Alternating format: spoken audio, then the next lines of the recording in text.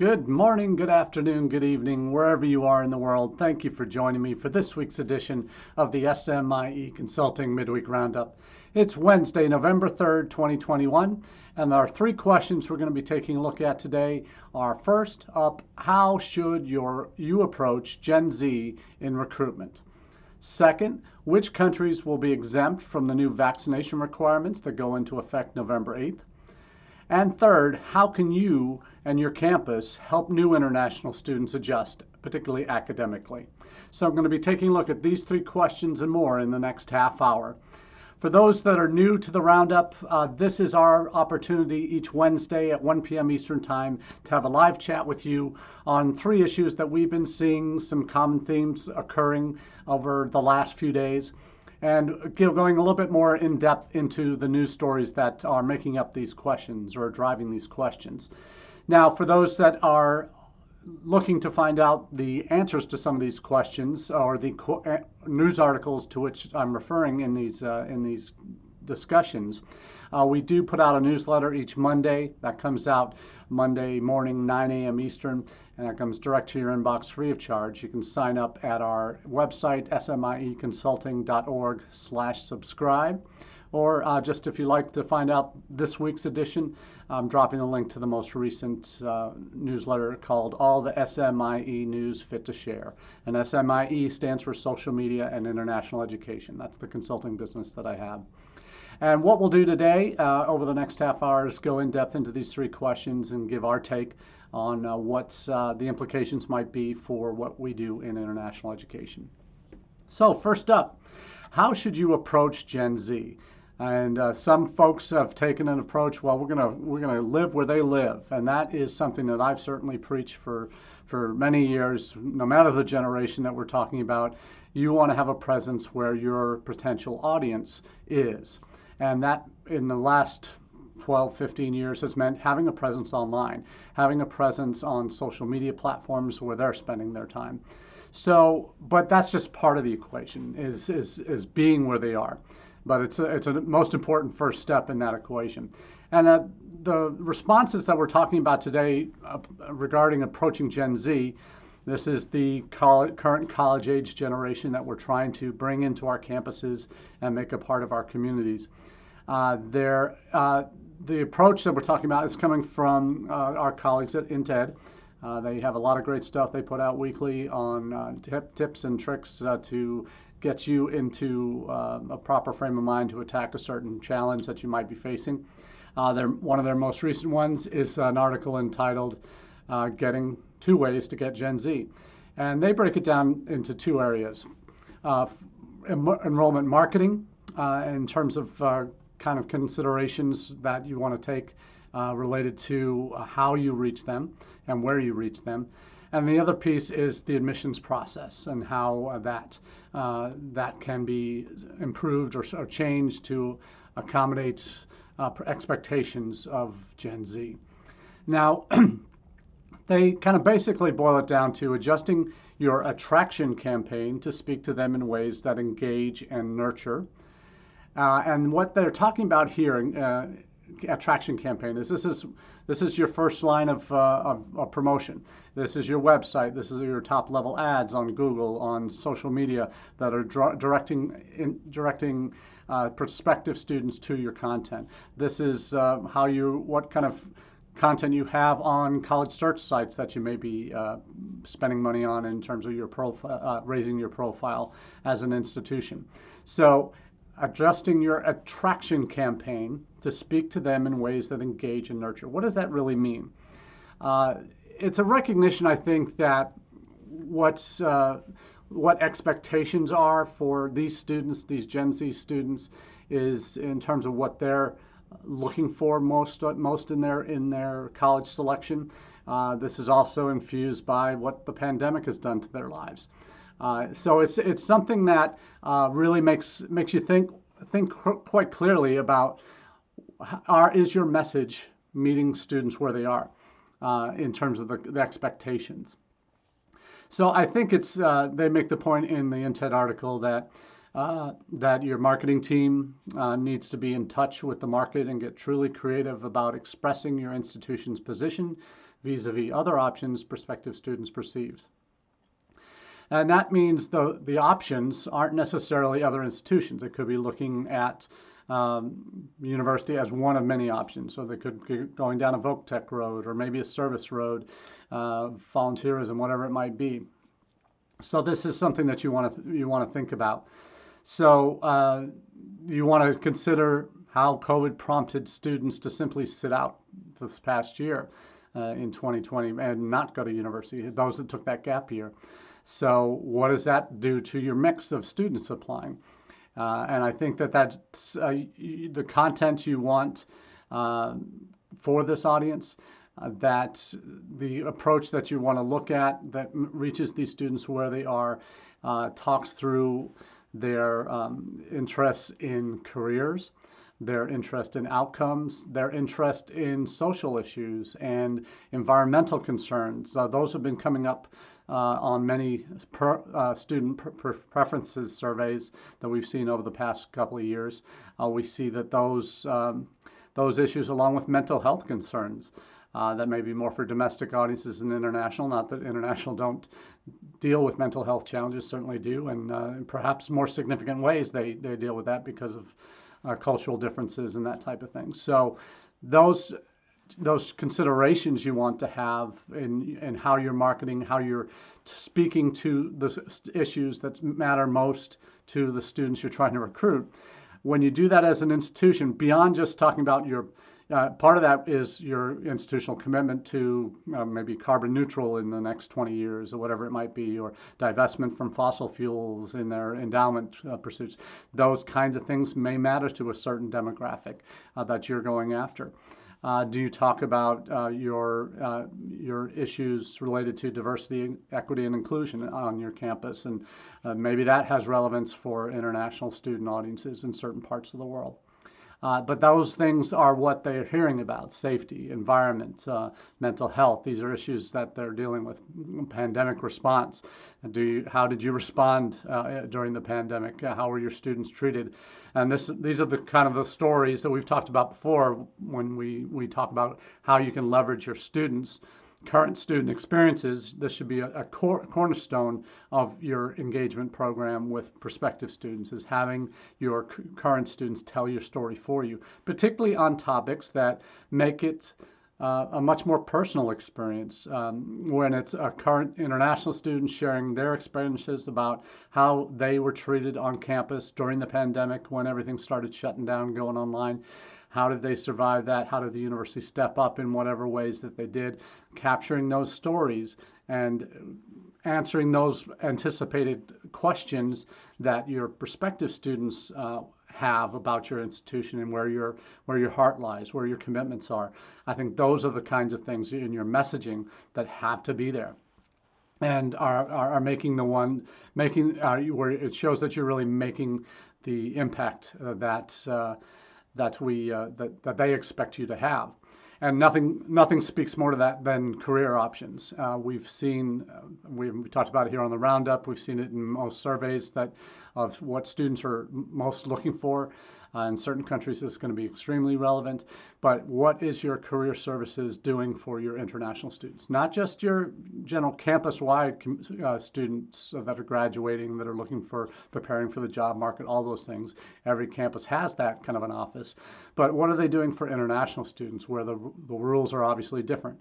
Not every company will hire international students for on OPT or even CPT. So what are your options? And this is something that I think institutions are starting to understand, this connection, particularly for overseas audience, that ROI for prospective students isn't just domestic students looking for a job available after graduation, or particular fields that they want to go into that should be highly plentiful in jobs, and by the time they graduate. That's very much has been a traditional domestic focus of what students are looking for, but never really seen until recently as both a domestic and an international issue when it comes to ROI. This is a major concern now for prospective students and their families. Part of that has to do with the huge investments that they're making to get their son and daughter into your institutions, and the tuition and fees and room and board and all that wonderful stuff they have to pay over the course of 4 years of an undergraduate experience. So how are you demonstrating your ROI to these prospective students and international students in terms of what the outlook is for them by the time they finish their degree with your institution? So some of it's going to be very specific to STEM, that they're going to want to know what kinds of jobs do STEM students get, and international students having that 3 years of work experience potential for STEM degrees. That's a major concern in terms of what they study, what they get their degree in. But it's not exclusively career. It's going to be, well, I want to have a life outside of the classroom while I'm there. I want to not only prepare for my future career, but I want to get involved. I want to meet people from around the world. I want to have those experiences that I'm not going to get if I had stayed in my home country or gone to a different country. I want those uniquely American experiences. So how is that being provided and communicated to your current student, to your future students before they arrive on campus? Because really, you don't know what you don't know as a prospective student, so it's up to you. And particularly when you're talking about to international audiences about what students shall expect once they get to campus, there's many things that they're not going to have the first clue what you're talking about.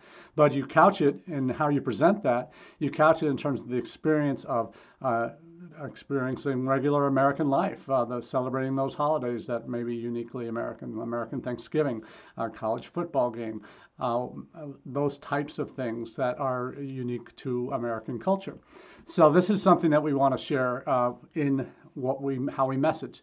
Yes, there's going to be career focus, but socially, culturally, they want to have ways to really make their experience as full as it can possibly be. So that's the first half of the INTED agreement is really focusing on your messaging that talks about things that are appropriate for international students they want to know about, but maybe don't know how to ask that. The second part of the equation is in your admissions processes. And frankly, I've said this to anyone who will listen over my 28 years in the business. And I always say how we are the most complicated university system in the world to apply to. When our most common answer to questions we get as international recruiters, when we meet families, we meet students overseas at fairs, and they say, what test score do I need to get in? Or what does my grade point average need to be? The answer is always, it depends. That answer is going to be different, because if it's a general question about admissions, we'll say it depends because we look at the whole person, and many universities will say this, particularly selective ones. We look at the whole person when we make a decision, that it's not just a test score or a grade point average. But this is something that's very, very a foreign concept for international students and parents to get their heads around. Why is our deadline so much different from the other school just down the street? Why do we have different requirements? Why do we require essays and teacher recommendations and the state university does not? So understanding that we are a very difficult process to understand, an application system to understand, knowing that each school sets their own deadlines, sets their own requirements, and as a result, that leads to a fairly possibility for students to understand that there is one way of applying to U.S. colleges and universities. It can be different depending on, you could have 4 or 5 schools on your list, and they could all have different deadlines and different requirements and tests that are required, all of that. So what that makes clear to students looking at from the outside in is we are very complicated, and that the answer is going to be very individualistic, like much of our country is, too individualistic probably for our own good in some cases. But when it comes to admissions, we're too complicated. The application fees, the 2 or 3 tests that might be required, the essays, the deadlines, the recommendation letters that are different, are not entirely common around the world. So all of these things are potential roadblocks to students in terms of how to apply. So It's what jumping through hoops is oftentimes what a lot of critics will call, or well, we even call it ourselves. We have you jump through a couple of hoops in order to get admitted. So when you think about the most selective schools in the country, that they will have very fine lines that are unimaginably small that will define why one student with the same academic profile gets admitted and another student with a similar profile doesn't. That it might be that they're a saxophone player in their jazz ensemble doesn't have any coming in this year, so they want to rebuild. They lost a couple that graduated, whatever. But for the majority of colleges and universities, if we can simplify our processes by removing hurdles. If many have done that in the last 2-3 years by going test optional, primarily induced by the pandemic, but hopefully that will provide enough cover to continue that, and you'll be doing your research on how those students that were admitted without test scores and how they've done in the first year of regular academic success, and see how that goes. But not everybody's able to do that, or everybody should be doing that if they want to keep it. But you want to look at what if you are requiring essays. Are they valid essays to require? Do they speak to the needs of the students of the day? So there's when you look at deadlines, you look at application fees, you look at tests that are required, essays or recommendations that are required, that are oftentimes not necessarily making the process easy for international students. When you think about we know we have the common application in the U.S., which has well over 300-400 institutions that are members of it. It might be 900, I'm not sure. But when you look at the numbers, you see that in other countries, there's one form to fill out that you have to fill out forever. In like the UK, the UCAS, now for undergraduate and graduate student applicants. It's one form. You pick your 6 schools or 7 schools that you can apply to, or programs at those schools that you can apply to, and then that's it.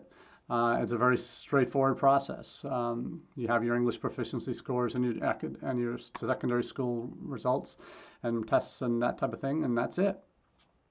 We make it a lot harder than it probably needs to be. So that simplifying your processes is certainly a great way to reach Gen Z. So great topic to start this week, how you can reach Gen Z, and great article from the folks at INTED that really speak to a lot of the things that we talk about here in our 6 Ps of strategic international enrollment management in terms of reaching students where they are with messages that matter to them. So let's move on to question 2. Which countries are exempt from the new vaccination requirement for international travelers to the U.S.? There are 2. When this order came down in October, there was kind of a little bit of an unease with in the international community, because the way it was being promoted was very much, we're opening back up to the world.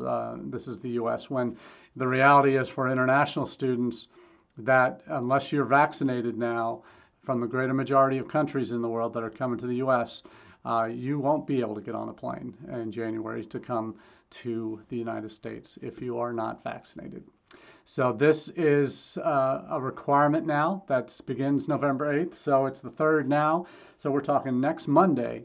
This will be the new law of the land for anyone that's looking to come into the United States. We have been hoping that there would be some further clarification on this. We know that with the COVID restrictions being lifted, the current for this November 8th proposal or new regulation, we know in the past, last spring, we saw that international students that were coming from countries that were on this COVID list, the UK, Schengen area, China, other countries, Iran, that they were given NIE, national interest exemptions, for them to still be able to go through the process to get their visas to come, even though there were COVID travel restrictions for their country. So the international aid community was hoping that something similar would be put in place and there's still time to do it, but will it happen before the deadline? Who knows? But not going to hold my breath.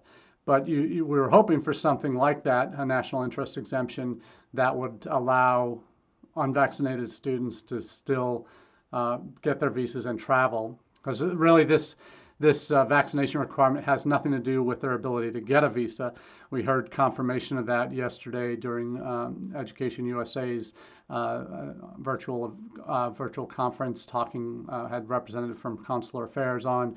I get a lot of questions, obviously, with this new travel restriction requirement for vaccinations, that the student visa process is separate completely from whether a student is vaccinated. So they can still get a visa to come even if they're not vaccinated, but the reality of this November 8th ruling or change of regulations is that they won't be able to enter the United States. So obviously you can get a visa up to 4 months before your program of study starts. You can enter the country 30 days before your program of study starts, but you can't travel to the United States as of November 8th from the greater majority of countries if you are not vaccinated. And the two articles that I'm going to refer you to today, first are the CDC Quarantine and Guidelines specific to this November 8th ruling. So there are, and this was an exemption that was carved out as of October 25th, 2021. This is when this ruling came out this CDC guidance came out last week. As of October 25th, 2021, 50 countries have less than 10% vaccination coverage with any vaccine. And CDC will update that list every 90 days. So the 10% list isn't going to get any bigger. It's only going to get smaller. But there are 50 countries on this list right now. The greater majority of these, as you may have guessed, are in India, or excuse me, are in Africa. The exceptions to that are Afghanistan. Afghanistan, Haiti, Iraq. Going through the list quite quickly. Nicaragua, Solomon Islands, Syria, and Yemen. But those that you can see on that list, Syria, Yemen, Iraq, are ones that, and Nicaragua, obviously, ones that are on this list that you perhaps wouldn't expect that are on this list, but certainly outside of Africa, those are the ones that are currently less than 10% of their population are vaccinated. Now, there are caveats. This is the only caveat to the requirement for or exemption to the requirement for having a vaccination before you travel. And what's important to note here is it's not just vaccinations before you travel. Like, you cannot get on a plane if you've and this is the key here. The CDC guidance is allowing international travelers for any of the 3 U.S. approved ones, Johnson & Johnson, Pfizer, Moderna. It's also allowing those other 5 that are not recognized by the U.S. but are recognized by the WHO, and that's the AstraZeneca, Covishield, Sinopharm, and Sinovac. So the 2 main Chinese ones, and then the Covishield is kind of the global version of the AstraZeneca, Oxford AstraZeneca one. So those are the ones, so there are 7 on that list from the World Health Organization that are approved, that if students have gotten it, their vaccination, they can enter the United States. Now, the CDC does put a couple of caveats on there. Are you fully vaccinated for air travel to the United States? You are considered fully vaccinated 2 weeks after acceptable single-dose vaccine, 2 weeks after your second dose of an accepted 2-dose series of a COVID vaccine, and also 2 weeks after the AstraZeneca, Novavax, mix and match.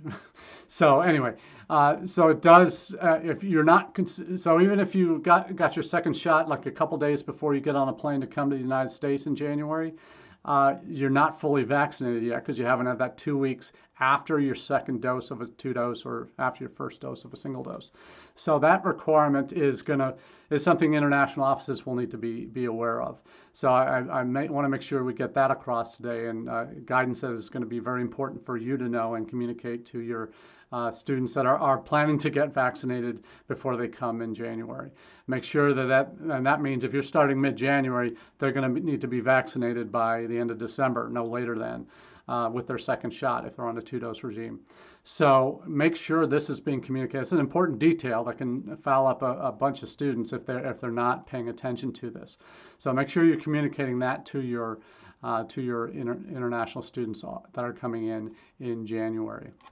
And I also want to, obviously we know our friends at NAFSA are always on top of these things, and they post regular updates as well on this. It's been on their radar, and to hopefully get some further exemptions, because they do give exemptions for certain travelers that if you've had certain issues, you can get, like immigrants or certain categories when they come in, if they haven't been vaccinated yet, they can still enter, but they're given 60 days to get their vaccinations. They sign an attestation saying that they're going to do that.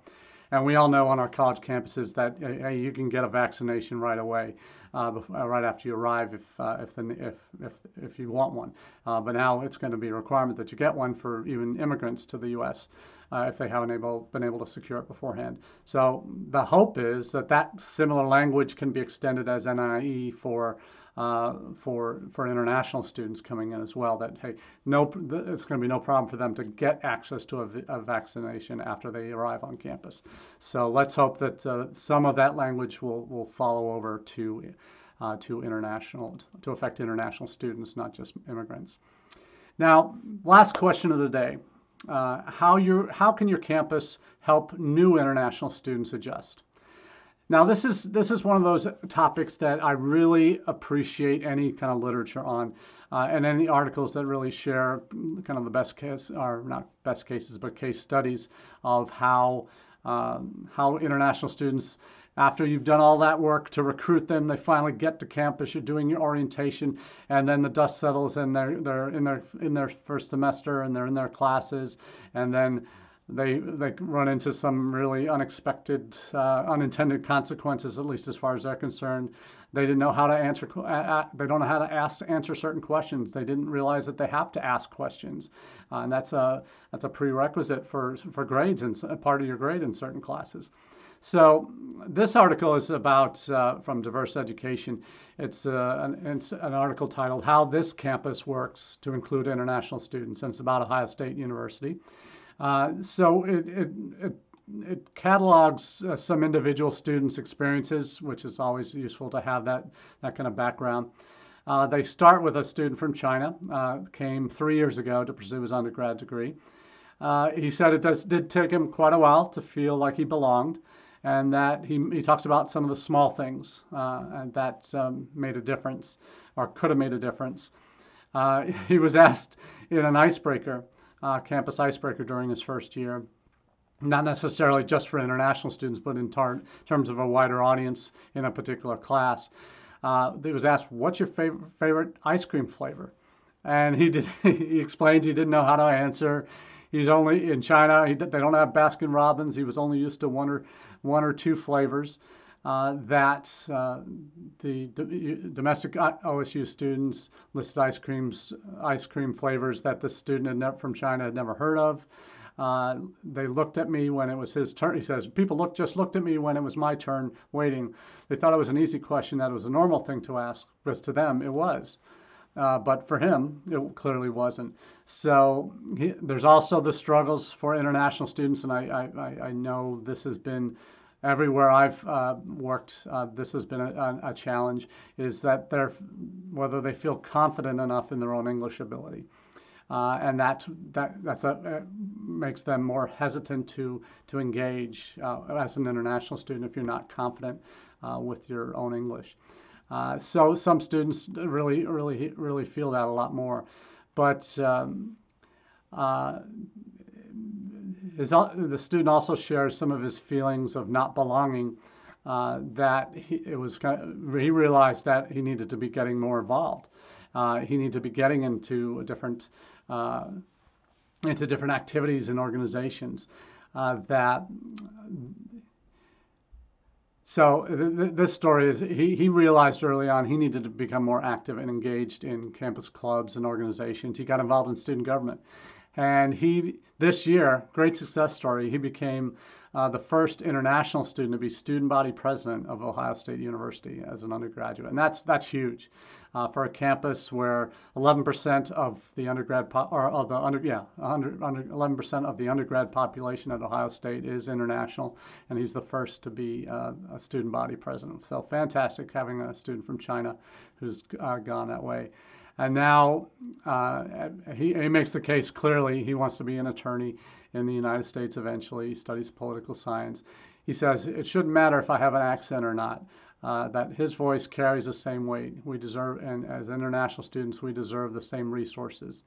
That's I think he's referring specifically now to during the pandemic how international students really rallied to seeing that their needs weren't being necessarily met or weren't being met in the ways that they thought they should be met by the campus and by the community. So they became advocates for themselves, which is fantastic to see.